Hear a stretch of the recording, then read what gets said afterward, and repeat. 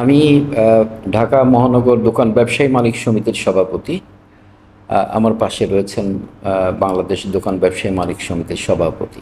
সাম্প্রতিক যে অবস্থা, অনেক দিন ধরে কোটা আন্দোলন, শাটডাউন, কারফিউ এবং একটা সময় পরে সরকারের পদত্যাগ, সবকিছু মিলে কেমন ছিল আপনাদের ব্যবসায়?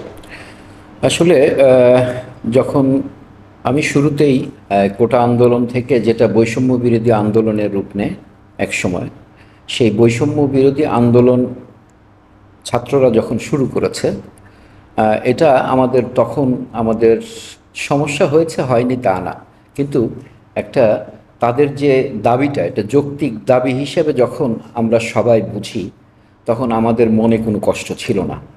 আমরা তখন সাদরে গ্রহণ করেছি।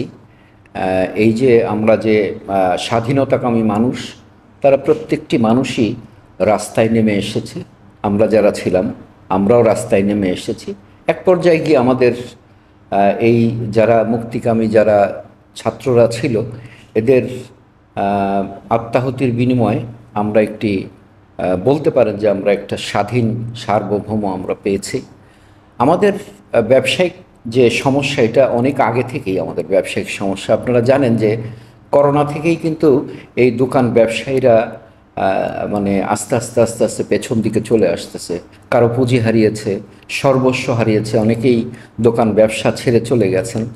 তো আমি বলতে চাই, সেখান থেকেই আমরা চেয়েছিলাম যে আমরা ঘুরে দাঁড়াবো, কিন্তু আমাদের সেরকম অবস্থা আমাদের হয়নি। আপনারা জানেন যে করোনার সময় দোকান ব্যবসায়ীগুলি যারা কর্মচারী ছিল, তারা কর্মচারীর বেতন পর্যন্ত দিতে পারেনি। তো যাই হোক, পরে এটা আমরা অনেক দাবির মুখে আমরা ওর মধ্যেই, করোনার মধ্যেই আমরা মানববন্ধন করেছি। আমরা আমাদের দাবি নিয়ে মানববন্ধন করেছি যে আমাদের অন্ততপক্ষে আমাদের কিছু প্রণোদনা দেয়া হোক। তো আপনারা জানেন যে সেই সময় আমাদের এই প্রণোদনাটুকু আমরা পাইনি। অনেককেই দেওয়া হয়েছে, অনেক বড় বড় ব্যবসায়ীদেরকে দেওয়া হয়েছে, কিন্তু এই ক্ষুদ্র যারা আমরা দোকান ব্যবসায়ীর সঙ্গে জড়িত, আমরা কিন্তু কোনো প্রণোদনা পাইনি। সেখান থেকেই আমরা নিজের চেষ্টায় আমরা ঘুরে দাঁড়ানোর জন্য আমরা চেষ্টা করেছি। এখন পর্যন্ত আমরা চেষ্টা করে যাচ্ছি। কিন্তু সবচাইতে আনন্দের বিষয় যে এই স্বাধীন সার্বভৌম দেশে আমরা একটি ব্যবসা করব, এবং জায়গাটা থাকবে পরিচ্ছন্ন। আমরা যারা আছি, আমরা ব্যবসা করতে চাই, আমরা ব্যবসা করে আমাদের পরিবার চালাতে চাই।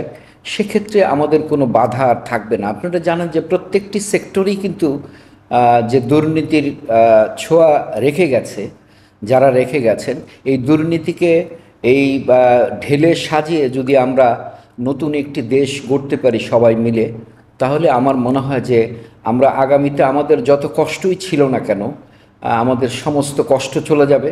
আমাদের যদিও আমরা অনেক পুঁজি হারিয়েছি, আমরা স্ত্রীর গহনা বন্ধক রেখেছি, ব্যাংকের ঋণ গায়ের আমাদের ঘাড়ে টানতে হচ্ছে। তো যারা আসবেন এখন, তারা অবশ্যই আমাদের এই দোকান ব্যবসায়ীর সঙ্গে আমরা জড়িত আছি। আমরা প্রায় ৭০ লক্ষ ব্যবসায়ী আমরা এখানে ব্যবসা করি সারা বাংলাদেশে। ৭০ লক্ষ ব্যবসায়ীর ভাগ্যের একটা পরিবর্তন হবে। এই ৭০ লক্ষ ব্যবসায়ী যাতে ঘুরে দাঁড়াতে পারে, এই ৭০ লক্ষ ব্যবসায়ীর সাথে আমাদের প্রত্যেকটি ব্যবসায়ীর সাথে ৩ জন কর্মচারী রয়েছে, এবং এই কর্মচারীগুলির পরিবার রয়েছে। এই পরিবারগুলি যাতে সুন্দরভাবে চলতে পারে, আমরা চাই সেই জায়গা তৈরি হোক। ইনশাল্লাহ এখন যে উদ্যোগ আসবে, আমার মনে হয়, আমরা বিশ্বাস করি, সেই উদ্যোগে আমরাও সবাই একসাথে কাঁধে কাঁধ মিলিয়ে আমরা দেশের পক্ষে কাজ করে আমরা দেশটিকে এগিয়ে নিয়ে যাব। এবং এই দোকান ব্যবসায়ী যারা আছে, আমাদেরকে আপনারা জানেন যে যে কোনো বিষয় কখনো আমাদেরকে ডাকা হতো না। আমাদের বড় পর্যায়ের আমরা ব্যবসায়ী না বিধায় আমাদেরকে ডাকা হতো না। তো আমরা একটা যে জায়গায় এসছি, হয়তোবা আমাদের সাথে আলোচনার যদি কিছু আমাদেরকে প্রয়োজন পড়ে, আমরা মতামত দিব, এবং এই ব্যবসাটাকে এগিয়ে নেওয়ার জন্যে আমরা মানে সবাই মিলেই আমরা চেষ্টা করে দেশটাকে, এবং আপনারা জানেন যে অর্থনৈতিকের চাকা সচল রাখার জন্যে কিন্তু আমরা সবসময় চেষ্টা করে এসেছি।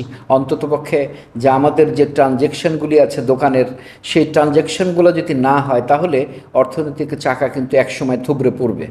তো আমার মনে হয় যে আল্লাহ আমাদের মুখ তুলে তাকিয়েছেন।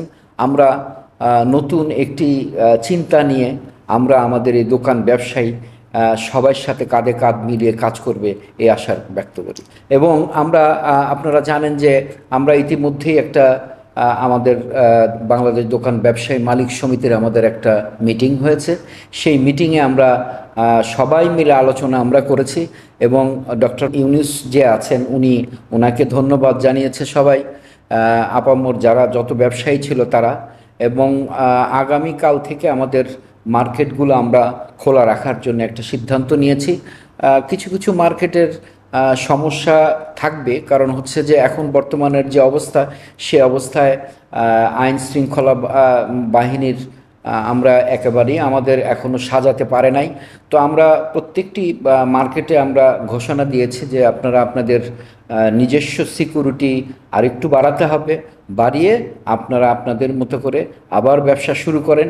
ইনশাল্লাহ আমরা আমাদের লক্ষ্য যা ছিল, আমরা যে পুঁজি হারিয়েছি সেই পুঁজি পাই আর না পাই, আমরা দেশের জন্যে অন্ততপক্ষে অর্থনীতির চাকাকে সচল রাখার জন্যে আমরা সবাই কাঁধে কাঁধ মিলিয়ে কাজ করব।